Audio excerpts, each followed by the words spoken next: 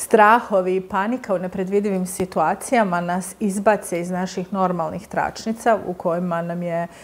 ugodno i u kojima imamo rješenja. I to je razlog zašto tada ne možemo imati kontrolu, jer se i u situaciji oko nas dogodilo nešto što nismo očekivali. I krucijalno u tome jeste, dogodilo se nešto zašto mi nismo imali šprancu, gotovo rješenje u tom trenutku, ali smo imali šprancu, gotovo rješenje za nešto drugo što smo očekivali. I upravo tu šprancu kao da smo htjeli primijeniti u toj situaciji, ali onda neko drugi je nešto napravio što je jednostavno dovelo do toga da ta špranca ne paše, ili su neki vanjski uvjeti se desili pa opet ta špranca ne paše. I upravo ta potreba da špranca koju mi imamo u glavi, znači koja je u skladu sa nekakvim našim poznatim obrascima, sa našim očekivanjima, i u našim ostalom uvjerenjima, ona dovodi do toga da mi gubimo kontrolu i da pokušavamo u toj situaciji da se vratimo na tračnice na nama poznati način, koji je upravo ta špranca koja ne paše u ovoj situaciji. I gubiti kontrolu zapravo znači imati potrebu da nešto bude onako kako smo mi zamislili, onako kako smo mi ubijeđeni, onako kako bi nama bilo najjednostavnije, najlakše, ili onako kako je jednostavno nama poznato. I tada u stvari svjedočimo jednoj istini, jednoj velikoj istini je da mi u životu u stvari funkcioniramo na način da uvijek možemo očekivati neočekivano i da svako naše već pripremljeno rješenje za određenu situaciju nas može dovesti do toga da nas potpuno izbaci iz tračnica i da kontrola nije ono što mi mislimo da jeste, a to je da su pripremljeni obrasci koje već očekujemo i za koji su nama poznati, nego da je kontrola upravo naša fleksibilnost da se u situaciji koja se dogodi otvorimo za novu mogućnost i da se otvorimo da možemo promijeniti svoje ponašanje, da možemo promijeniti svoje reakcije, da možemo implementirati nešto novo kako bismo u nastaloj situaciji koja je nepredviđena održali kontrolu. To znači da je fleksibilnost u stvari jedan jako bitan segment za održivost kontrole u životu, jer svako držanje za isključive obrasce koji ne funkcioniraju u određenim situacijama dovodi do potresa i dovodi do emocionalnih stanja koja jednostavno osiguravaju da nećeš uspjeti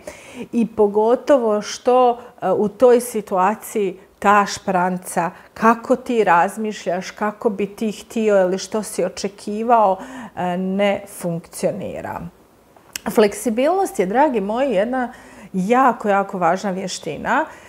koja u stvari ima veze u ovom slučaju sa otvaranjem mogućnosti i otvaranjem onoga što je nama poznato, otvaranjem naših uvjerenja, naših sposobnosti, kompletnog našeg sustava koji je već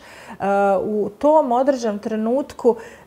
došao u jednu fazu u kojoj je stvari spreman za rast. To znači da mi ljudi smo konstantno u životu u nekakvom rastu i promjena se dešava i onda kad mi možda ne želimo ili mislimo da nije vrijeme ili jednostavno nismo svjesni da je vrijeme, upravo situacije u kojima gubimo kontrolu nam hoće reći i objašnjavaju nam da je došlo vrijeme da pogledamo koje su naše nove mogućnosti u životu, poslu, koja su to ponašanja, sposobnosti ili sve druge stvari koje smo do sada radili na jedan način kako bi to mogli učiniti i na drugi način i da fleksibilno otvaramo te svoje mogućnosti i da na taj način zapravo i postižemo i nove rezultate. tada na takav način ako razmišljamo i ako saznajemo koje su nove mogućnosti i implementiramo ih, onda nećemo biti niti u konfliktu sa drugim ljudima. Zato što onda kada drugi ljudi naprave neke stvari koje mi nismo očekivali, mi dolazimo do toga da smo sa ljudima u konfliktu i da gubimo kontrolu i da želimo da stvari budu po našem, što naravno nije uvijek moguće i nije uvijek moguće drugim ljudima. Ali to ne znači da zajedno sa tim ljudima i u toj situaciji nema druge mogućnosti da se ipak dođe do nekog zajedničkog rješenja. I upravo ta vaša fleksibilnost za promjenu ponašanja, za implementiranje onoga što se dogodilo već kao nepredvidivo, da se zapitate, da utilizirate sve te segmente, sve te faktore koji su se dogodili, da utilizirate u vaše novo rješenje. Da kažete, ok, umjesto da to vrijednujete, da patite, da držite kontrolu, da imate strahove, paniku, umjesto toga da kažete, ok, sad se desilo se to što se desilo, hajde da vidimo što mi ovo govori, koje su to nove stvari koje ja mogu implementirati u svoj pristup ovoj temi, što je to što ponašanje drugih ljudi mi ovdje doprinosi za neku promjenu, kako druge ljude sa njihovim ponašanjem koje nisam očekivala mogu ipak